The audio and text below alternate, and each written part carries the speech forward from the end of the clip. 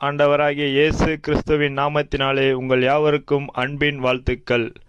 இன்றைய தலைப்பு கர்த்தருடைய வார்த்தை என்னவென்றால், நம்முடைய வாய் மற்றும் நாவு. வாங்கள் நிதானமாக பொறுமையாக கேளுங்கள். நீதிமானுடைய வாய் ஞானத்தை உரைத்து அவனுடைய நாவு நியாயத்தை பேசும். சங்கீதம் 37:30. நாவு பற்றி. நீ கேடுகளை செய்ய எத்தனம் பண்ணுகிறாய். கபடு செய்யும் உன் நாவு தீட்டப்பட்ட சவரகன் கத்தியைப் போல் இருக்கிறது. சங்கீதம் 52:2.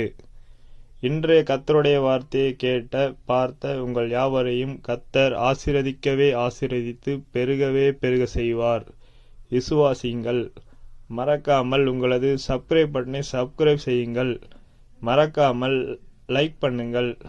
மறக்காமல் உங்கள் நண்பர்களுக்கு ஷேர் செய்யுங்கள்.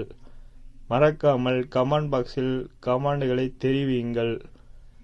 மீண்டும் கர்த்தர் உங்களை ஆசீர்வதிக்கவே ஆசீர்வதித்து பெருகவே பெருக செய்வார். விசுவாசியுங்கள். விசுவாசிகளினால் எல்லாம் கூடும்.